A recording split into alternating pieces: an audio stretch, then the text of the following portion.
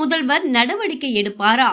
தமிழகத்தில் மீன்வளத்துறை சிறப்பாக செயல்படாமல் இருப்பதற்கு ஒரு சில அதிகாரிகளே காரணம். மீன்வளத்துறை சிறப்பாக செயல்படாமல் இருப்பதால் மீனவர்கள் வஞ்சிக்கப்பட்டுள்ளதாக ஆதாரங்களோடு அனைத்து மீனவர்கள் சங்கம் குற்றச்சாட்டு. தமிழக அரசு மீனவர்களுக்கு பல்வேறு திட்டங்களை கொண்டு வந்தாலும் மீன்வளத்துறையில் அக்கறை இல்லாத ஒரு சில அதிகாரிகளால் மீன்வளத்துறைக்கு கெட்ட பெயர் ஏற்படுகிறது.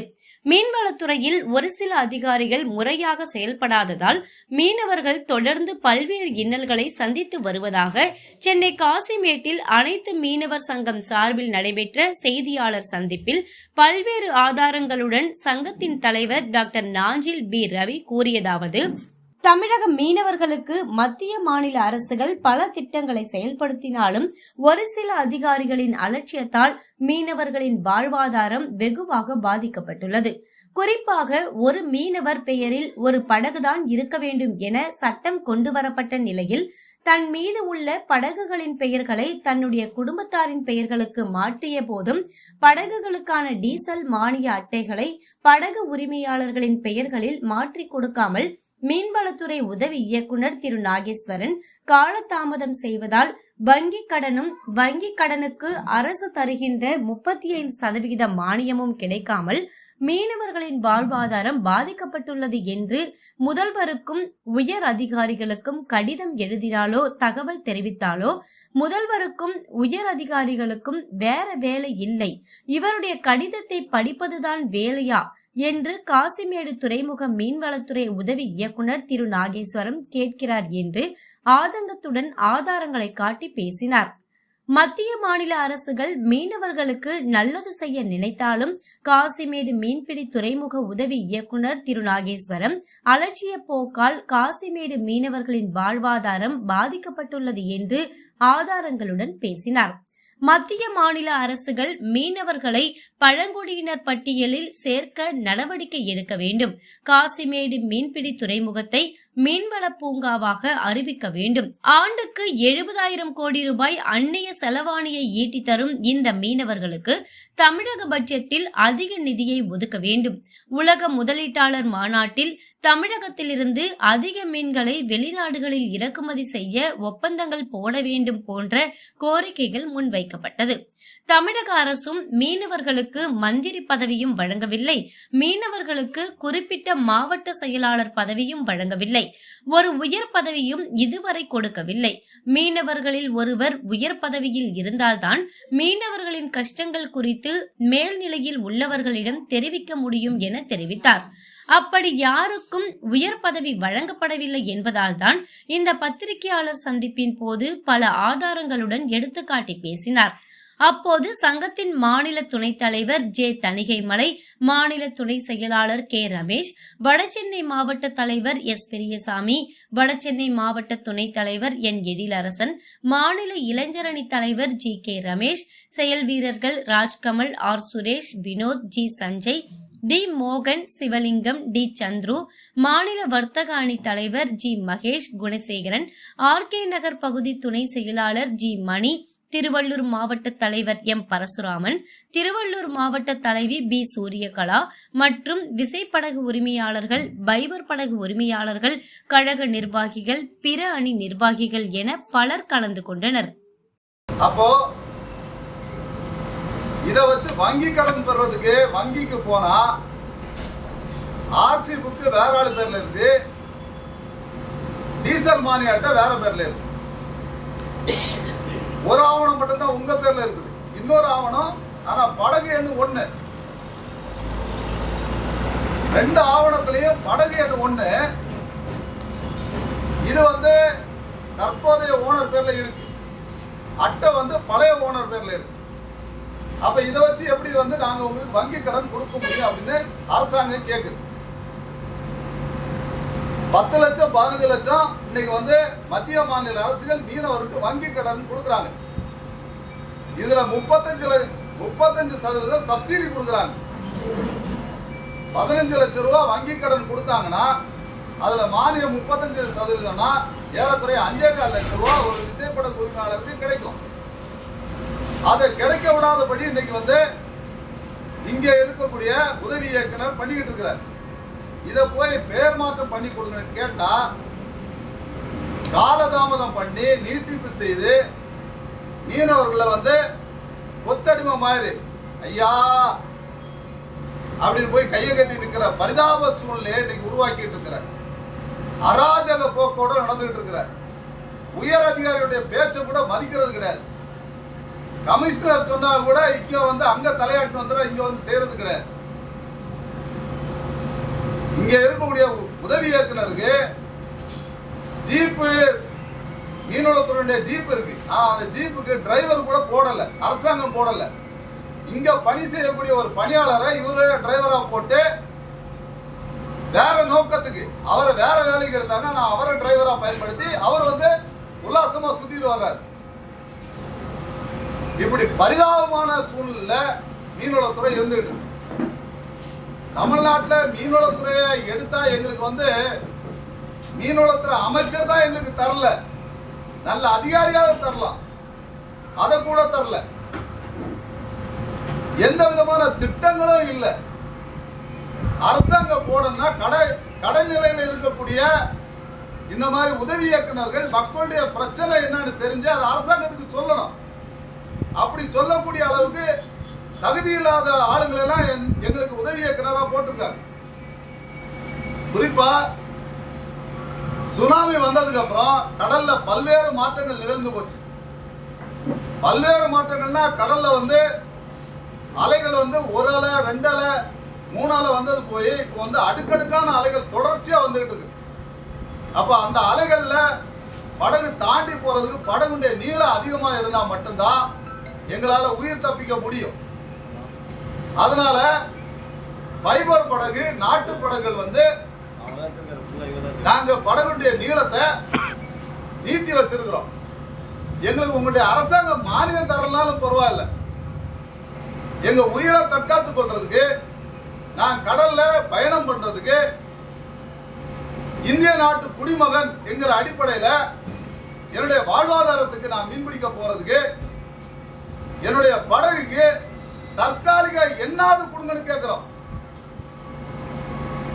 தமிழ்நாடு கடல் மீன்பிடி ஒழுங்குமுறை சட்டம் 1983 ஆக்ட், திருத்தப்பட்ட ஆக்ட் 2020 பிரகாரம் படகுடைய நீளம் இவ்வளவுதான் இருக்குன்னு சொல்லிருக்கீங்க. அந்த மாதிரி இருக்கிறது மட்டும் தான் டீசல் மானியம் தருவன்னு சொல்றீங்க, நாங்க ஏத்துக்கிறோம். ஆனா படகுடைய நீளம் அதிகமா இருக்குங்கிறதுக்காக எனக்கு அரசாங்கத்துடைய பதிவெண் இல்லாத காரணம் கடலுக்குள்ள போறான். இந்தியன் கோஸ்ட் கார்டு, தமிழ்நாடு கடலோர காவல் படை எங்களை கடல்ல பிடிச்சு அடிக்கிறாங்க. கடல்ல இருந்து தொழில் பண்ணாம திருப்பி அனுப்புறாங்க. ஒரு கடலுக்கு நான் போட்டு போற 60,000, 70,000, 1 லட்சம், 5 லட்சம், 7 லட்சம் டீசல் வேஸ்ட். மீன் பிடிக்க முடியல. 12 கடல் மைல் தொலைவுக்குள்ளாடி கூட சின்ன நாட்டு படகுகளால மீன் பிடிக்க முடியல. ஆழ்கடலுக்கு போற படகுகளுக்கு மீன் பிடிக்க முடியல. ஏன்?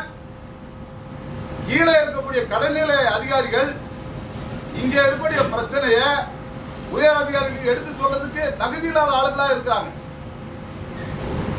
மீனவளத்துறையோட உயர் அதிகாரிகள் எங்களை வந்து சந்திக்கிறதும் கிடையாது.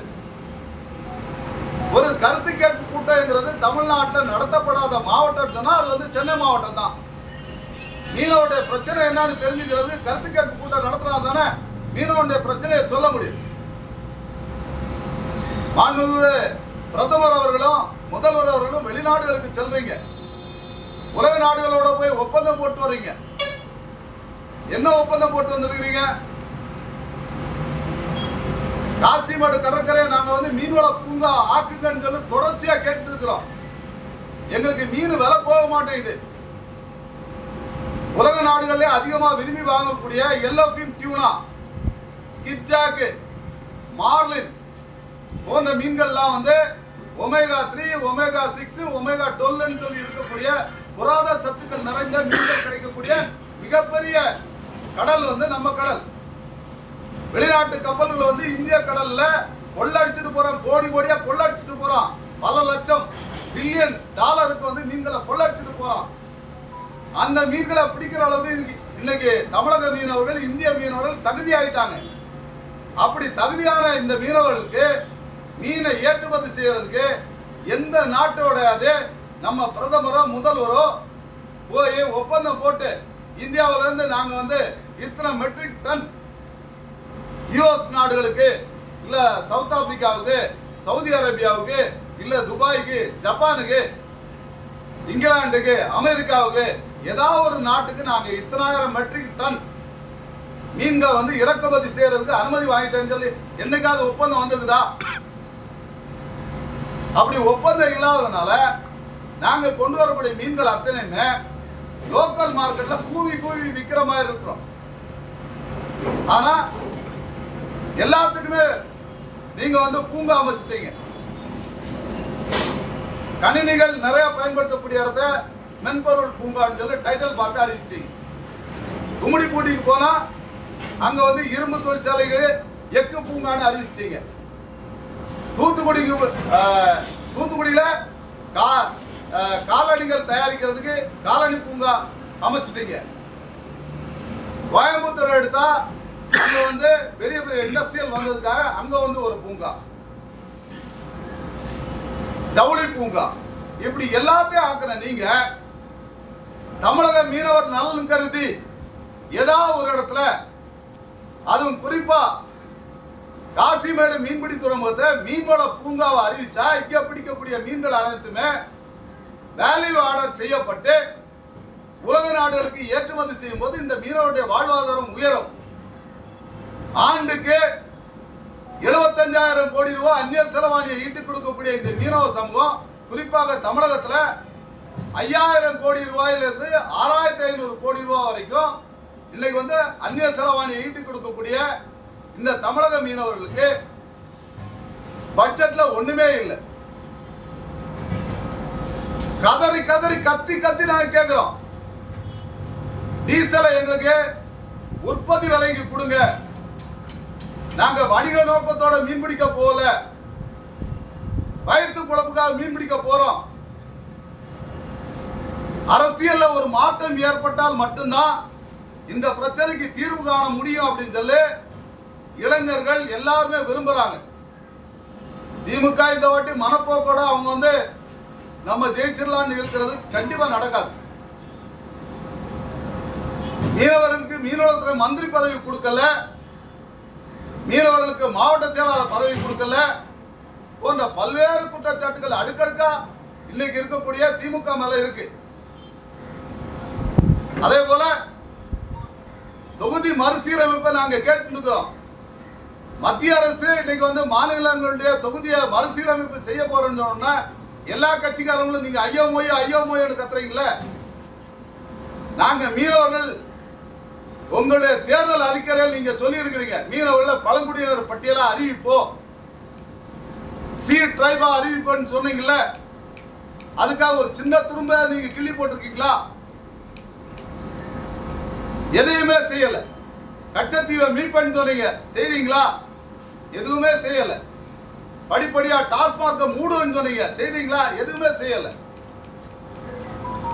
ஆக உங்களுடைய தேர்தல் அறிக்கையில சொல்லப்பட்ட எந்த விஷயமும் மீனவருக்கு நீங்க செய்து கொடுக்கல. மீனவர்ல குடிகாரன் ஆக்குறது, சில படங்கள்ல ரவுடிசம் பண்ற இடமாகவும் அந்த மீனவர் பகுதியை காட்டுறதை வன்மையா கண்டிக்கிறோம். மீன்வளத்துறை மீனவருடைய விசைப்படகுகளுடைய பெயர் மாற்றத்தை உடனடியாக செய்து கொடுக்கணும். கமிஷனர், செயலாளர், மீனவளத்துறை அமைச்சர் மீனவர்களை எளிதில் சந்திக்கிறதுக்கு ஏற்பாடு செய்யணும். இங்கே இருக்கக்கூடிய மீனவளத்துறையுடைய உதவி இயக்குனர் அவரை இடமாற்றம் செய்யணும். மீனவர்ல கொச்சையா பேசுறார், தவறா பத்திரிகையில செய்தி கொடுக்கிறார், ஒருமையில பேசுறார், மன உளைச்சலை ஏற்படுத்துற மாதிரி பேசுறார். இனிமே இந்த மாதிரி அவர் ஏதாவது பேசினார்னா மீனவளத்துறை உதவி இயக்குனர் அலுவலகத்தை முற்றுகையிடுவோம். கடந்த 5 வருஷ காலமா படகுகளுடைய எல்லாத்தையும் காட்டேன், படகுகளுடைய பேர் மாற்றம் நடைபெறல, நம்பர் மாற்றம் நடக்கல.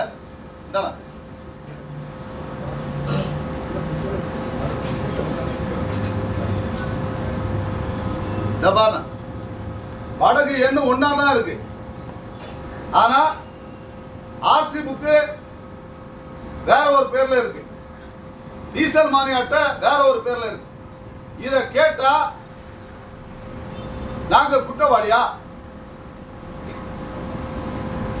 கடல்ல ஆமை வருது, 58 வகையான மீன்களை பிடிக்கக்கூடாதுன்னு சொல்லி வனவிலங்கு பாதுகாப்பு சட்டத்தை கீழே நீங்க ஆக்ட் போட்டிருக்கிறீங்க. நாங்க ஒரு வேட்டையாடும் சமூகம், மீனவ சமூகங்கிறது ஒரு வேட்டையாடும் சமூகம். நாங்க வலையை விரிக்கிறோம், அந்த வலையில ஆமை வந்தா எங்களால எடுத்து கடல்ல விடத்தான் முடியும். ஆமையை கொல்றது எங்களுடைய நோக்கம் இல்லை.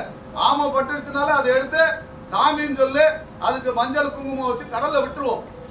ஆனா ஆமையுடைய இயல்பான குணம் என்னங்கிறத முதல்ல நீதிமன்றங்களும் மாண்புமிகு நீதிபதி அவர்களும் புரிஞ்சுக்கணும்.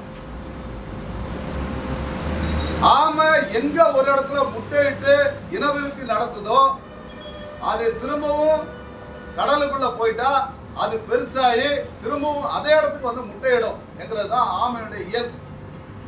அப்படி ஆமை ஒருவேளை பெசன்ட் நகர்ல முட்டையிட்டு இனவர்த்தி செய்திருந்தது, இல்லது எண்ணூர்ல முட்டையிட்டு இனவர்த்தி செய்திருந்ததுன்னா திரும்ப அது பருவம் அடைந்ததுக்கு அப்புறம் அதே இடத்துக்கு தான் முட்டை போடுறதுக்கு வரும். ஆனா இன்னைக்கு முட்டையிடுறதுக்கு வர்ற இடம் எல்லாமே நீங்க கற்பாறைகளை கொட்டி கடல் அரிப்பு ஏற்படாம நீங்க தடுத்தீங்க. அப்படி தடுக்கும் போது என்ன ஆகுதுன்னா ஆமா அந்த இடத்துக்கு இனவர்த்தி செய்ய முடியல, அது திரும்பவும் கடலுக்குள்ள போகும், திரும்பவும் அதே பகுதிக்கு வருவோம், திரும்பவும் கடலுக்குள்ள போகும். அதனுடைய குறிப்பிட்ட நாளுக்குள்ள அதனுடைய முட்டை அது இட்டாகணும்.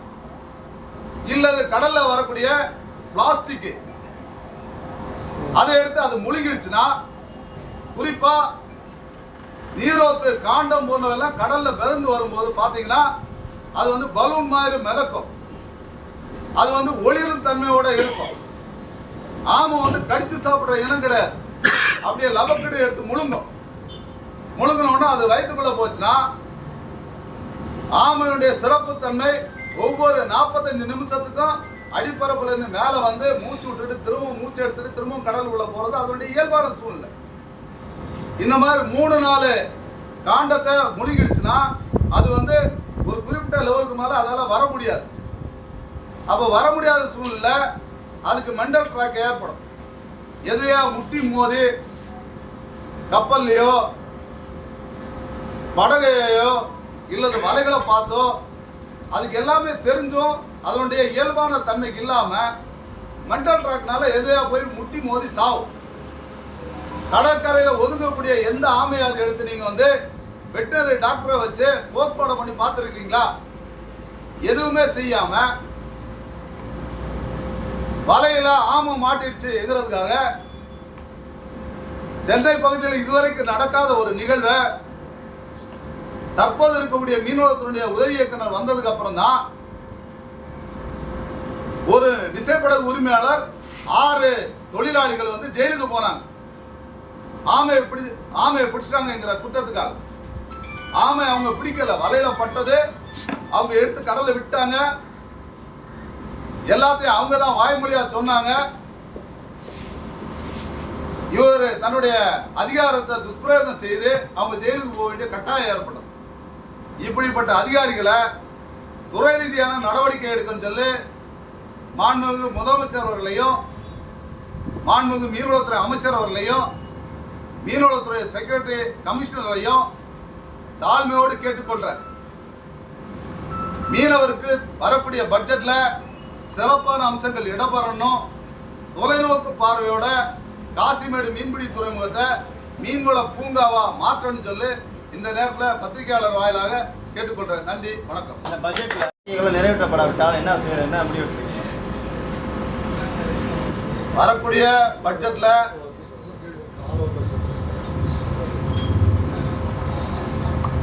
பட்ஜெட்ல மீனவருக்கு ஏற்கனவே அவங்க தேர்தல் வாக்குறுதியில் சொல்லப்பட்ட பல விஷயங்களும் நாங்க கேட்கக்கூடிய விஷயங்களும் செய்யலாம்.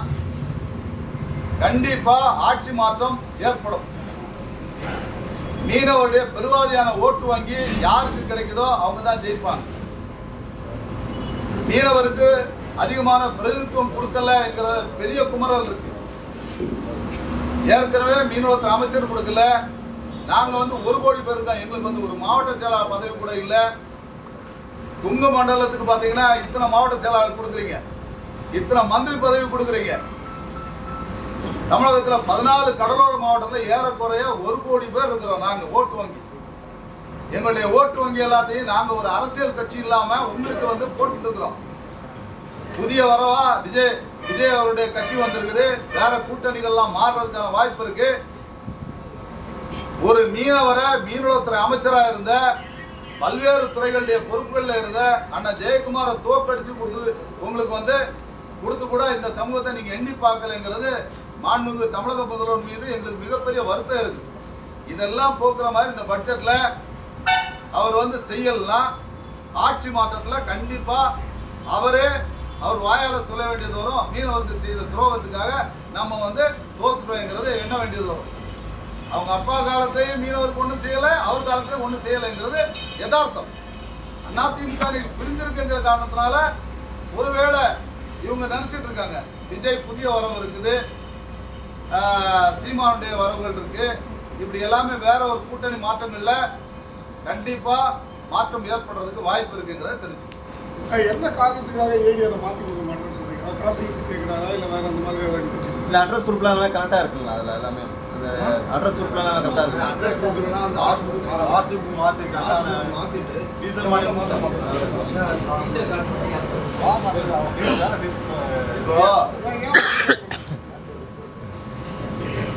ஆதார்ல இருக்கிற மாதிரி வீட்டு அட்ரஸ இதுல மாத்தணும். அது கேட்டா மாத்தி கொடுக்காம எழுத்து பிழைய அடிச்சு கொடுத்துருக்காங்க. அடுத்தது இந்த படகு டீசல் மானிய அட்டை வேற பேர்ல இருக்கு, ஆர்சி புக் வேற ஆள் பேர்ல இருக்கு. அது ஆர்சி புக் வாங்கிட்டீங்க, செஞ்சா படசே மாத்தி தர மாட்டாரு அவரு. அதுதான் அதை கேட்டாதான் வந்து 15 நாள் 20 நாள் காக்க வைக்கிறார் ஒவ்வொருத்தரையும். அது ஒரு மீனவன் கடலுக்கு போகாம எத்தனை வாட்டி தான் ஏடி ஆபீஸ் சுத்த முடியும்? கமிஷனர் சொல்லும்போது என்ன சொன்னாரு அவர்? கமிஷனர் நான் உடனடியா நடவடிக்கை எடுக்க சொல்றேன்னு சொன்னாரு. இங்க வந்தாச்சுன்னா இவர் வந்து ஏசி ரூம்ல உட்கார்ந்து எங்களை எல்லாம் வந்து கை கட்டிட்டு ஐயா சாமி பிச்சை போடுது சாமி அப்படிங்கிற மாதிரி நிக்க வைக்கிற மாதிரி வைக்கிறாரு. அராஜக போக்கோட மீனவர்கள் ஒரு மேல பேசுற எந்த அதிகாரியையும் நான் பார்த்ததில்ல. இந்த அதிகாரி அப்படி நடந்துக்கிறார், கொடுக்குவலர் மாதிரி நடந்துக்கிறார். எல்லா மீனவர் அவர் போற இடம் எல்லாமே பிரச்சனை தான். இந்த ஏடி எங்கே போறாரோ அங்க எல்லாமே பிரச்சனை தான். இதுக்கு இடமாற்றத்துக்கான வாய்ப்பு இருக்கு, கண்டிப்பா 100% இருக்கு. அதுக்காக தான் இந்த பிரஸ் மீட். கண்டிப்பா உடனடியா இந்த பத்திரிகையாளர் சந்திக்கு அப்புறம் அவரை மாற்றலாம். ஏடி ஆபீஸை முற்றுகையிட்டு போராட்டம் நடத்துவோம். அதே மாதிரி தவறான செய்திகளை திருச்சி வெளியிடக்கூடிய சில பத்திரிகைகள் சில செய்திகளை வந்து அவங்க விருப்பத்துக்கு கருத்து கேட்காம, எதிர்த்தரப்ப கருத்து கேட்காம போடுற செய்திகளை போடக்கூடிய பத்திரிகைகளை எரிப்போங்கிறது தெரிவிச்சு. இல்லை இப்போ நீங்க வந்து ஏடி மேல கம்ப்ளைண்ட் சொல்றீங்க, அவர் வந்து புது போட் நம்பர் தர மாட்டாரு, டீசல் கார்டு மாற்றி தர மாட்டாரு, எல்லாம் கம்ப்ளைண்ட் சொல்றீங்க. ஆனா அவங்க சைட்ல கேட்கும்போது நாங்க எல்லாத்தையும் உடனே பண்ணி தரோம்னு தான் சொல்றாரு. பாருங்க எந்த வருஷத்துல இருந்து இருக்குன்னு பாருங்க. சும்மா கையில வாங்கி ஆரம்பத்தில் இருந்த கார்டு போட்டு அதுக்கப்புறம் 3 பேர்கிட்ட மாறிட்டோம். ஆனால் பழைய பேர்லேயே தான் இருக்கோம். 2024 உள்ளது 2025 வந்து எவ்வளவு ஆச்சு? எத்தனை மாசம் ஆச்சு? ஏறக்குறைய 5 மாசம் ஆச்சு. 2024 முடிச்சு 2025 இது வரைக்கும் மாறல. 1.5 வருஷம் புக்கெல்லாம் இருக்கு. இதை பாருங்க, இதெல்லாம் பாத்தீங்கன்னா எப்போ அமைச்சர் என்ன சொல்றாரு? அதுக்கு பதில் என்ன கொடுத்துருக்காரு? அமைச்சரை பார்க்கவே முடியலையே. அவர் இந்த பக்கமே அவர் அமைச்சர் ஆனதுக்கு அப்புறம் 2 வாட்டி வந்திருக்கிறார்.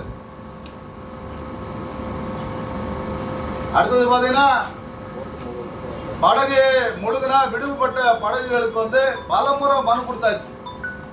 மீனவளத்துறையில முதல்வர் வந்து நேரடி ஆய்வு செய்த நேரத்தில் 89 92 படகு மூழ்குச்சு. அந்த 92 படகுல 82 படகுகளுக்கு காசு கொடுத்துட்டாங்க. 10 படகு விடுபட்டது. அந்த 10 படகுல இவருடைய படகு 1. இதுவரைக்கும் அவருடைய படகுக்கு நிவாரணமே கொடுக்கல. அதே போல மாநில அரசு தன்னுடைய விதிகளை மாற்றணும். புயல் வெள்ளம் போன்றவை வரும்போது படகு வார்ப்புக்குள்ள முழுகினா மட்டும்தான் அவங்களுக்கு நிவாரணம். சாதாரண அசாதாரண நேரத்தில் இப்ப படகு கடலுக்குள்ள போகுது, முழுகினா அந்த படகுக்கு எந்த நிவாரணமும் கிடையாது. 1 லிட்டர் டீசல் பிடிக்கும் போதே உங்ககிட்ட மத்திய மாநில அரசுக்கு 1 லிட்டர்ல ஏறக்குறைய 45 ரூபா நாங்க வரி கட்டிட்டு போறோம். எங்களுக்கு பசுமை வரி போட்டிருக்கீங்க, கலால் வரி போட்டிருக்கிறீங்க, ரோட் டாக்ஸ் போட்டிருக்கிறீங்க. நான் பல நேரத்தில் சொல்றேன், வடிவேல் காமெடி மாதிரி கிணற வெட்டின கிணற காணுங்கிற மாதிரி கடல்ல ரோட காட்ட சொல்லுங்க. எங்களுக்கு ரோடே போடாம ரோட் டாக்ஸ் வாங்கக்கூடிய ஒரு அநியாயம் நடக்குன்னா எங்க இண்டஸ்ட்ரிக்கு தான் நடக்கும். ரோடு இருக்குதா கடல்ல? மாநில அரசு 2 பேருமே வாங்குறாங்க. 2 பேரும் சேர்த்துதான் எங்களுக்கு வந்து ரோட் டாக்ஸ் போட்டுக்கிறாங்க. கடல்ல ரோடே இல்லாம ரோட் டாக்ஸ் வாங்கக்கூடிய ஒரே காமெடி எங்களுக்கு மட்டும்தான் நடக்குது. அதே போல கடல்ல படகு மூழ்குச்சுன்னா நீங்க நிவாரணம் கொடுக்கிறது அந்த படகு உரிமையாளரை வந்து வாழ்வாதாரத்தை உயர்த்துறதுக்காக நீங்க வந்து நிவாரணம் கொடுக்குறீங்களா, இல்ல படகுடைய முதலாளி கேடு கட்டாலும் பரவாயில்லைங்கிறதுக்காக கொடுக்குறீங்களா தெரியல. படகுடைய ஆயுள் காலத்தை கணக்கில் எடுத்து இன்சூரன்ஸ் கம்பெனி மாதிரி இது வந்து 5 வருஷ படகு, இது 8 வருஷ படகு அப்படின்னு சொல்லி படகுகளுடைய ஆயுள் காலத்தை கணக்கு பண்ணி 2.5 லட்சம் 3 லட்சம் 4 லட்சம் 5 லட்சம் சொல்லு. ஒரு முதல்வருடைய நிவாரணமா இருந்தா எல்லாருக்கும் ஒரே மாதிரி இருக்கணும். 7 லட்சம் அறிவிச்சா 7 லட்சம் கொடுக்கணும், 8 லட்சம் அறிவிச்சா 8 லட்சம் கொடுக்கணும். அதை விட்டு போட்டு படகுடைய ஆயுள் காலத்தை எடுத்து டிப்ரிசியேஷன் கணக்கு பண்ணி இந்த படகு வந்து 2 லட்சம் ரூபாய் தான் மதிப்பு அப்படின்னு சொல்லி மாநில அரசு இப்படி அநியாயம் பண்ண நாங்க எங்க போய் சொல்றோம்? நாங்க பிடிச்சிட்டு வரக்கூடிய மீன்கள்ல தமிழ்நாட்டில் இருக்கக்கூடிய உள்நாட்டு உற்பத்திக்கு இணையான அளவுக்கு நாங்க வந்து ஜிடிபி கொடுக்கிறோம். வெளிநாடுகளில் ஏற்றுமதி செய்யறதுல விவசாயத்துக்கு இணையாக நாங்க வந்து ஜிடிபி வாங்கி கொடுக்கிறோம். அப்படிப்பட்ட எங்களுக்கு நீங்க எல்லாமே கணக்கு பார்த்து கொடுக்குறீங்க. ஒரு கடலுக்கு நான் மீன் பிடிக்க கடலுக்குள்ள போனா 1 லட்சம் ரூபாய் வரி கட்டிட்டு போற மாதிரி தான் டீசலை பிடிக்கும் போது 6000 லிட்டர் டீசல் பிடிக்கும் போது உங்களுக்கு 1 லட்சம் ரூபாய் வரி கட்டிட்டு தான் நாங்க இன்னைக்கு கடல்ல மீன் பிடிக்க போறோம். பல்வேறு மீனவர்கள் கடல்ல இறந்தும் இன்னைக்கு வரைக்கும் பணம் கிடைக்கல. வெளிநாட்டு சிறைகள்ல இருக்கக்கூடிய மீனவர்களுக்கு 350 ரூபாய் உதவித்தொகை, அதை இப்போ வந்து 500 ரூபாய் உயர்த்தி இருக்குன்னு சொல்லிருக்கீங்க. பாகிஸ்தான் சிறையில் இருக்கிற மீனவர்களுக்கு இது வரைக்கும் நிவாரணம் கிடைக்கல. ஸ்ரீலங்கா சிறையில் இருக்கக்கூடிய மீனவர்களுக்கு இன்னும் நிவாரணம் கிடைக்கல. கேட்டா கூட்டுறவு சங்கத்துல உறுப்பினர் இல்லைன்னு சொல்லுங்க. கூட்டுறவு சங்க தேர்தல் நடைபெற்ற ஏறக்குறைய 15 வருடம் ஆகி போச்சு. 3 வயசுல இருந்த பையன் இன்னைக்கு வந்து 15 வயசு தேர்தல் நடத்தலாம் 18 வயசு ஆயிடுச்சு. அன்னைக்கு 20 வயசுல இருந்தவன் இன்னைக்கு வந்து 15 வருஷம் தேர்தல் நடத்தலாம் 35 வயசு ஆயிடுச்சு அவனுக்கு. அவன் எப்படி கூட்டுறவு சங்கத்துல நீங்க தேர்தல் நடத்தாம நான் எப்படி சேர முடியும்? புதிய உறுப்பினர் சேர்க்கையை நடத்தாம இருந்தா நான் எப்படி வந்து நிவாரணம் பெற முடியும்? இப்படி அடுக்கடுக்கான குற்றச்சாட்டுகள் மீன்வளத்துறை அதிகாரிகளுடைய பிற்போக்குத்தனமான எண்ணத்தின் காரணமா நடந்துகிட்டு இருக்கு. அதனால உடனடியா முதல்வர்களை நேரடியா தலையிட்டு மீனவருடைய பிரச்சனைகளை சரி செய்ய சொல்லி கேட்டுக்கொள்றோம். இப்போ வந்து அந்த மாற்றம் வந்து அதுவும் உங்களுக்கு வந்து மீனவர்களுக்கு எதுவும் செயல் மீனவர்கள் சங்கத்தோட பாதை வந்து எந்த கட்சியை நோக்கி? விஜயின் பாதையா? எந்த கட்சி இருக்கும் அது மட்டும் சொல்லியிருக்கேன். வெற்றி பெற்று வச்சுங்க. நீங்க எப்படி இருக்கு இந்த மாற்றங்கள் வரதுக்கு வாய்ப்புகள் எல்லாம் இருக்குமா? செய்திகளை சுட சுடவும் சூடாகவும் தெரிந்து கொள்ள எங்களை சப்ஸ்கிரைப் பண்ணுங்க. அப்படியே பெல் சிம்பலை கிளிக் பண்ணிடுங்க. இந்த செய்தியை நீங்கள் Facebookல் பார்த்து கொண்டிருந்தால் எங்கள் பேஜை லைக் அண்ட் ஃபாலோ பண்ணுங்க.